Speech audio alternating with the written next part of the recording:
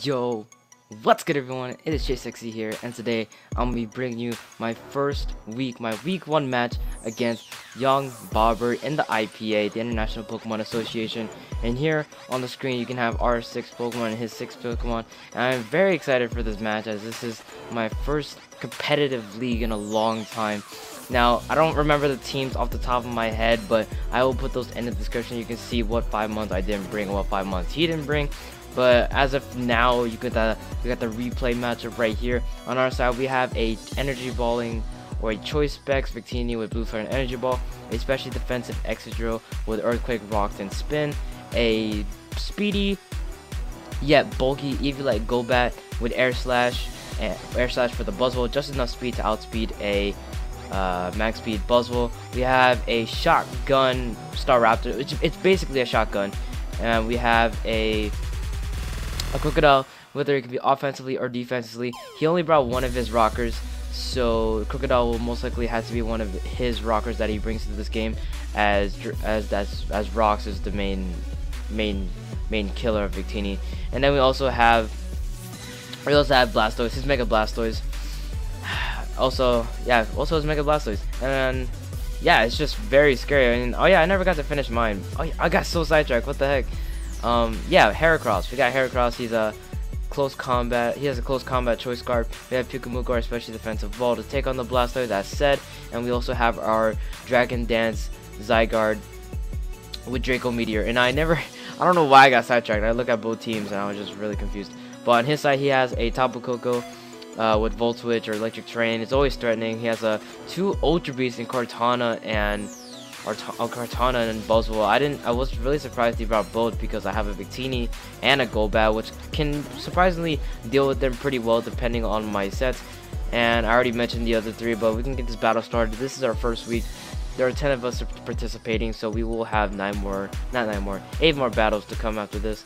But hopefully we can do pretty well. We can go ahead and start this video and see how this battle turned out. Now, as of leads, my main concern was what should I lead with, but he leads with Buzzwole, and I misclick on the first turn of the battle and I go with Zygarde. Now, I didn't know exactly what I wanted to go with, but you know, I went with Zygarde.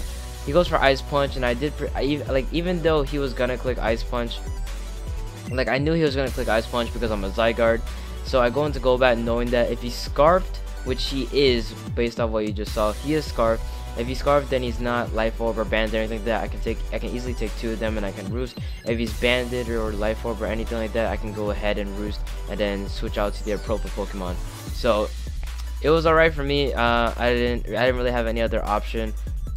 But we can go ahead and continue the match. He goes for Ice Punch. I almost died. Luckily, no freeze. I go for Roost. I get about to have. He goes into Blastoise right here, predicting my Roost. But I actually go into my Pyukumuku to eat up the Ice Punch. Now, I'm scared that this Blastoise might have Toxic. So I actually hard switch into my Golbat as he goes into his Cortana.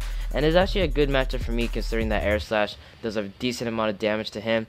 But as you can see, he switches into Blastoise as I go into my Victini. Now, the main reason why I did this is because I didn't want to take a Z Cycle Cut because Cortana is a Z move user, and I was kind of suspecting some sort of Z move, and Z Cycle Cut is like obviously one of the main ones that I should be worried about, as it does straight up take out my Golbat from the investment I had. So I was scared I was gonna go into Victini to take up the hit, but it would seem that he doesn't have it, as he does go into Blastoise. Here I'm just gonna go straight up for the U-turn. I have no other. I'm just gonna go straight up for U-turn, get a little bit of chip damage on this Mega Blastoise, as it doesn't really have any main recovery. As I go into my special defensive mall, my answer for this Blastoise into Pyukumuku, my checkmate, and I eat up that skull pretty nicely. He goes into Cortana as I just go straight up for the Baton Pass to get us some initiative, and by this Cortana, I'm just gonna go ahead and go to Heracross. Now, as you can see, he does switch out and go into Buzzwole. Now, me going to Heracross like that on the Cortana, that kind of just like, that's basically me telling him, oh, I'm scarfed. But I was just scared. I mean, like, maybe he would have suspected, maybe he would stay in, but I could have gone for Aerial Ace, but here I just go for safe play, go for close combat. It only does 22%, but you know, chip damage is chip damage. I'm forced to switch out because you know I'm not gonna do anything. Now here he goes for Ice Punch, and he's probably predicting my Golbat, but this is a really big misplay on my part because here he goes for the Ice Punch. You can see it takes me down all the way here, and I get frozen. But the freeze doesn't really matter in this case. I mean, it could matter because I could have saved this Golbat, but the thing is that me going into Golbat was a mistake. Because one, even if I did get frozen, I would have been OHKO'd by Ice Punch the next turn because we already confirmed these Scarves and I don't outspeed. Now, if I went into Pyukumuku instead, like I'm about to do here, then I would have saved my Golbat and I would have been fine. But I basically just sacked my Golbat there for nothing. So here I go into Pyukumuku, eat up this Ice Punch pretty nicely. Does really nothing. And here I'm actually going to go for Toxic, predicting the Mega Blastoise. I see actually goes into Kartana, and at this point I realized that Kartana is just an amazing switch into Pyukumuku. It just completely hard wall counters it. So here I go into my Victini as he goes for the Leaf Blade, and it does a decent amount of damage. And here I switch out and I go into Heracross, and here you can see the Z move. You can see the Z move. Now my main concern was that this was a Z move user, so I was really suspecting a Z move. Like, I didn't know what it was though. I kind of already confirmed that it wasn't Z Cycle Cut. So here I was like, I know this thing gets Night Slash and he outspeeds me naturally. So maybe this thing is a Z move, Z Night Slash. And he does exactly that as I switch to Heracross to eat up the hit. Well, not eat up, but that still does a lot of damage. But here he switches out into Buzzwole as I predict that and go for Aerial Ace. I know he's not going to stay in lose his Kartana, his potential win con, so I go for Aerial Ace, and I'm able to pick off this Buzzwole pretty early on. First kill of the match.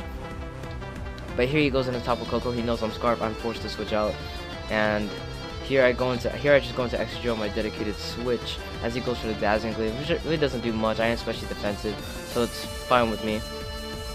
But here, this is a great opportunity for me to go for my Rocks, and he goes into Mega Blastoise. So here, I was kind of predicting the Rapid Spin, but either way, I'm just going to go into my Pyukumuku because this is my switch in for it. He goes for, actually no, he makes a really great, I forgot about this. He makes a really great switch into Kartana, predicting my Pyukumuku, so really props to him for that, predicting my switch like that. But here I go into Golbat. This is my time to just sack it off. He goes for Night Slash, totally understandable, as he doesn't lose anything by clicking Night Slash, as Pyukumuku can't do crap to this thing. But here I go into Heracross. I'm able to deaden this thing out.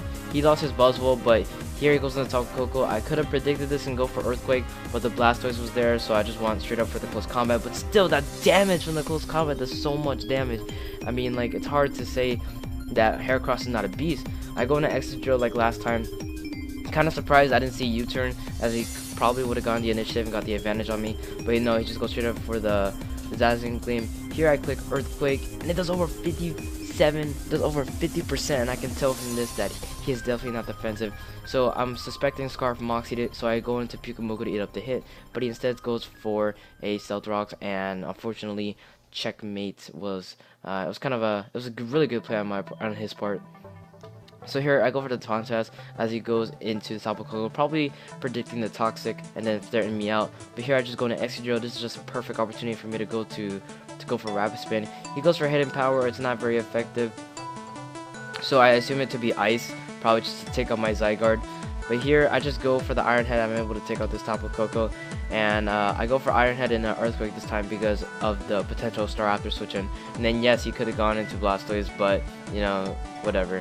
But here I actually stay and I go for Earthquake, kind of to gauge at what kind of Blastoise he is. He goes for Scald and it doesn't kill me, and based on how much damage that Earthquake does, that has to be like max defense, max HP, max defense. And if he's defensive, he wouldn't kill me with Scald, and he didn't.